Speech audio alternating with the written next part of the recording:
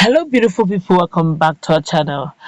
Biafra actualization, Biafra agitation has always been fought by different groups, all bearing that name Biafra. But the most popular of them all has always been IPOB, that's Indigenous People of Biafra. But some persons have always been calling out Chief Raf Wazurike, saying he's a saboteur and that he's two-faced and all that. Well, it looks like Chief Raf Wazurike is making a U-turn, and his move will decide for yourself if this could be called genuine or if truly he has decided to step up.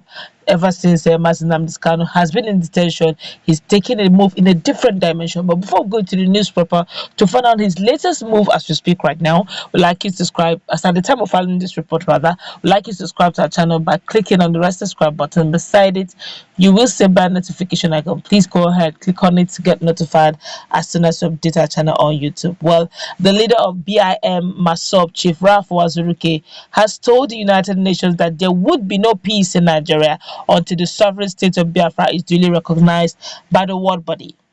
Wazuruki also accused the federal government, led by President Muhammadu Buhari, of promoting the activities of armed Fulani herdsmen who he claimed have been attacking Nigerians. The BIM Masob leader stated this at the weekend during a visual conference organized by the Harvard Law students under the auspices of Unrepresented Nations and Peoples Organizations, that's UNPO, and United Nations UN International Covenant on Economic, Social and Cultural Rights, convened to determine the land use and or border rights and extraterritorial obligations of nations in quest for self-determination.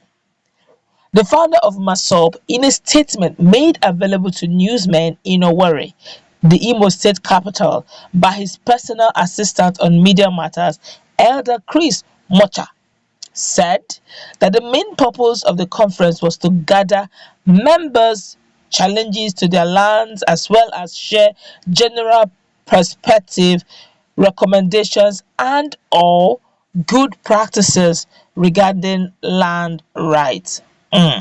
Wazuruke, who accused the president Buhari of promoting the activities of armed Fulani herdsmen, pointed out that the president nullified the decision of the 17 southern governors on anti-open grazing by insisting on reclaiming grazing routes across the country.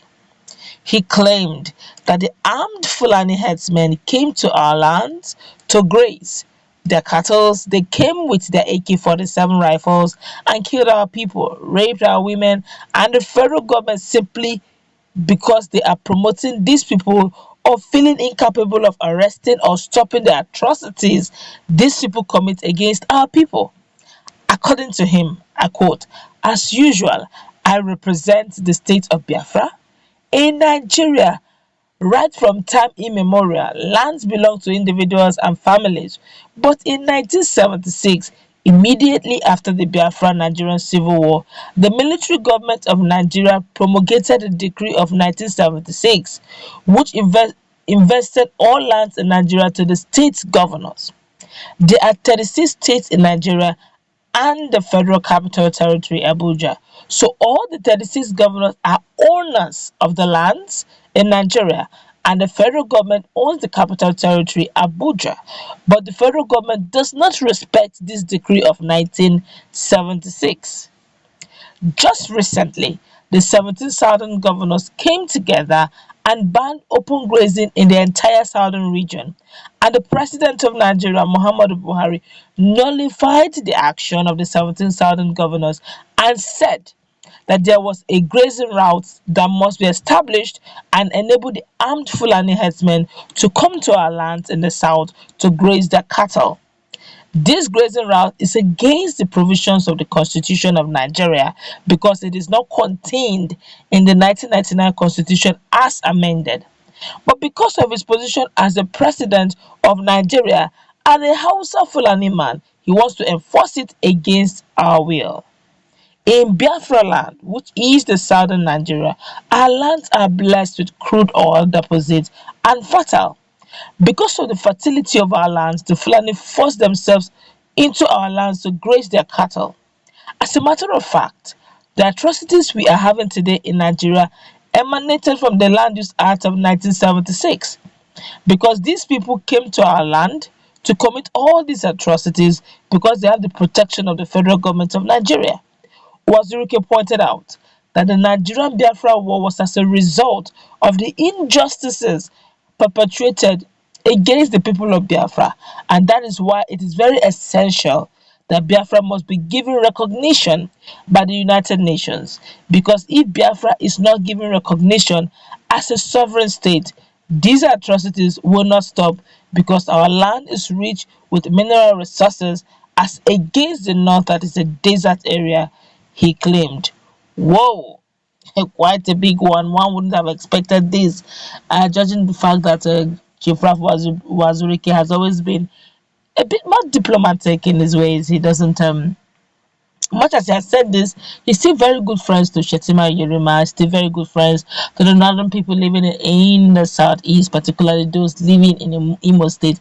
They pay him homages from time to time. He's non-violent in his ways. But then, a lot of persons are wondering, if you can't be in Peter's camp and also be in Paul's camp, you can't declare your stand. But whilst he has gone down to for a conference, and he made this very public. He said, look, uh, the UN needs to recognize Biafra as a sovereign state, or else what probably that the reason why there was a Nigerian Biafra civil war was simply because the Biafrans were marginalized and were ill-treated. There was no justice. Injustice was flowing here and there. Then that same injustice has not abated, is still ongoing, and there may not likely be peace if it continues unabated. But let's find out what Nigerians are saying concerning all his remarks. Okay, very quickly, this one here is saying, um, won't be peace in Biafra land. Okay, this one here is saying, I dey suspect this guy. That man is not diplomatic. I'm seeing a division if not properly handled. Bet me before the end of this year, I sense confusion and disagreement. Okay, this one here is saying, let's say the truth for once. There's nothing like one Nigeria. Let's separate and go our ways because humans have run out of patience. How long will you continue to and watch? Oh, I don't know what he's trying to write here. This one here is saying you are yet to be pushed to the wall until you dance to the tune of what you are drumming. Okay, but let's look at critically what the Chief Ralph Wazuke is trying to say in quick summary. Much as some persons will call him diplomatic, much as some persons will say he's dancing, some persons have even outrightly called him a saboteur. But he has, for the first time in a very long time, he has said what he feels has been in his heart, and he's telling it. He's not just saying it, just normally. He's saying it in an international organization.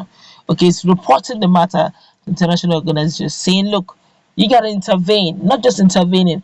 You got to declare and ensure that a country called Biafra is sovereign and is a nation recognized, so that there will not be a repetition of what happened.